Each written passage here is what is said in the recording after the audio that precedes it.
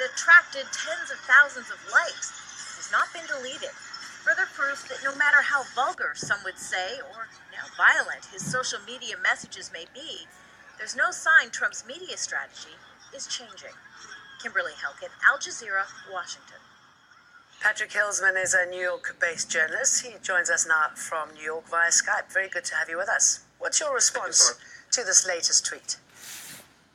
I think that we're looking at a president that clearly is trying to send a message to his base. We know very well that his base does not like what they broadly term the media.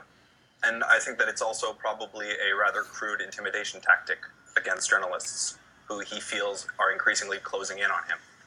And what is his thing about journalists? Is it because they hit home? Is there something else going on here?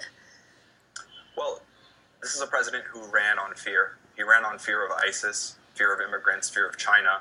And we see right now who he's really afraid of are American journalists.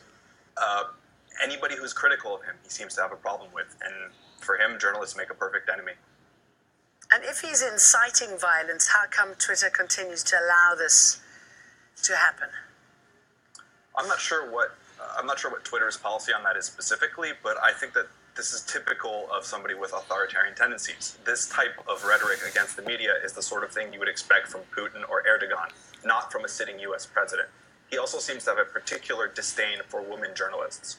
I would like to point out that there are many women journalists on the front lines in Mosul and Syria who risk beheading, who risk being blown up by car bombs. So I don't think that his crude attempts and his sexist attempts to intimidate journalists will work.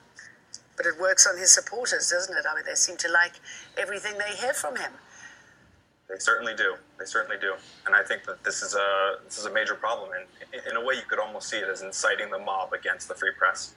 So how can the free press, how can journalists respond to this in a way that they don't themselves become targets of Donald Trump? Well, there is a bright side in the sense that the most powerful man in the world who has the ability to launch nuclear weapons is frightened of journalists. I see that as encouraging. It shows that clearly he's in a panic mode because the truth hurts. Okay, and it's not just him, is it? I mean, he's got those who surround him defending these sort of tweets, saying that it's fine and agreeing that it's modern-day way of presidential behavior. Certainly. Well, I'd like to point out that Barack Obama also had Twitter, and he never engaged in this sort of base behavior that's below any elected official, much less the President of the United States.